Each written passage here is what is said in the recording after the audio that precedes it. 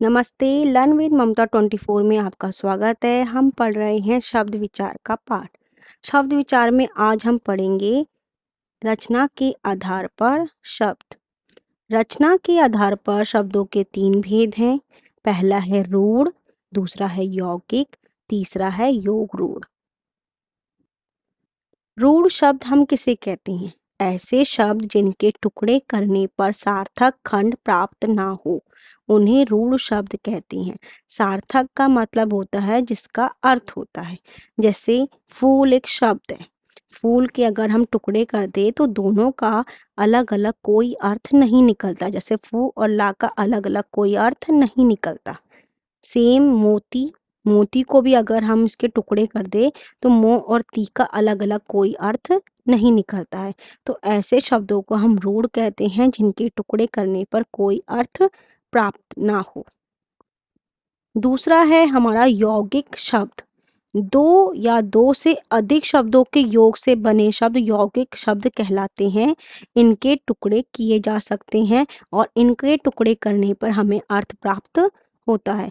तो यौगिक शब्द ऐसे शब्द होते हैं जो दो या दो से अधिक शब्दों से मिलकर बनते हैं। जैसे उदाहरण के लिए पाठशाला। अब यहाँ पे दो शब्द है पाठ और शाला।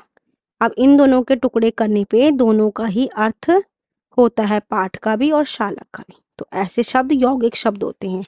दूसरा है प्रधानमंत्री। इसके भी टुकड़े करने पे हमें दोनों ही शब्द का अर्थ मिलता है, प्रधान और मंत्री। ऐसे शब्दों को हम यौगिक शब्द कहते हैं। तीसरा है हमारा योग रूढ़ शब्द। योग रूढ़ शब्द भी दो या दो से अधिक शब्दों के योग से बनते हैं, परंतु इनका प्रयोग हम विशेष अर्थ में करते हैं।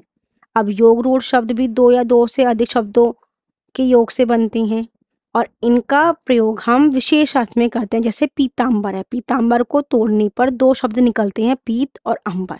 पीत का मतलब होता है पीला, अंबर का मतलब होता है वस्त्र, मतलब जो पीले वस्त्र धारण करता है। तो पीतांबर तो हम कृष्ण भगवान को कहते हैं। पीतांबर शब्द का प्रयोग हम विशेष अर्थ में कृष्ण के लिए करते हैं। नीलकंठ, नीलकंठ को तोड़ने पर नील और कंठ दो शब्द निकलते हैं और नीलकंठ का प्रयोग हम विशेष अर्थ में शिव भगवान के लिए करते हैं।